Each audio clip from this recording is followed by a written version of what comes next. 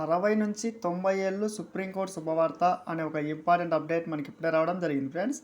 So దానికి సంబంధించిన పూర్తి వివరాలు మీకు చెప్పడానికి ఈ వీడియో అయితే చేస్తున్నాను.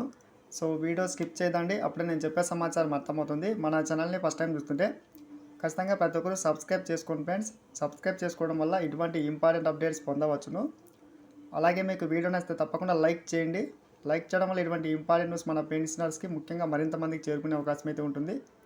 మెయిన్ టైటిల్ అయితే చూస్తున్నాం, పెన్షనర్స్కి సుప్రీంకోర్టు ఒక అదిరిపోయే శుభవార్త అయితే చెప్పింది. ముఖ్యంగా 60 నుంచి 90 ఏళ్ల లోపు ఉన్న పెన్షనర్స్ అందరికీ ఇది ఒక భారీ శుభవార్త ఇక్కడ చూస్తూ ఉన్నాం.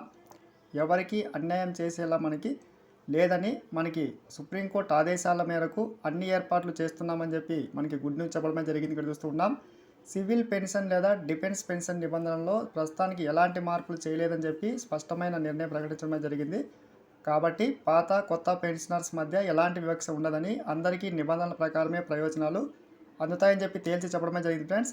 సో ముఖ్యంగా 60 నుంచి 90 ఏళ్ళ పెన్షనర్స్కి సమాన ప్రయోజనాలు అయితే అందుతాయి, గమనించగలరు. ఇక్కడ చూస్తూ ఉన్నాం, వివిధ రాష్ట్ర ప్రభుత్వాలు ప్రకటిస్తున్న ఉచిత పథకాలపై కూడా సుప్రీంకోర్టు ఒక సంచలన తీర్పు వెలువరించింది. ముఖ్యంగా ఆ సంస్కృతికి సంబంధించి సుప్రీంకోర్టు తప్పుపట్టింది ఫ్రెండ్స్. చూస్తూ ఉన్నాం, chief justice Surya Kant, justice Bagchi, Vipul పంచోల్తో కూడిన ధర్మాసనం ఈ వ్యాఖ్యలు చేసింది. ముఖ్యంగా రాష్ట్ర ప్రభుత్వాలు ఆదాయ లోటుతో ఉన్నాయని, కానీ అభివృద్ధి గురించి ఆలోచించకుండా ఉచిత పథకాలు ప్రకటిస్తున్నాయని చెప్పి కోర్టు పేర్కొంది ఫ్రెండ్స్. ఉచిత పథకాలను అమలు చేయడం వల్ల దేశ ఆర్థిక అభివృద్ధికి అయితే తీవ్ర ఇబ్బంది ఏర్పడుతుందని చెప్పి చెప్పడమే జరిగింది.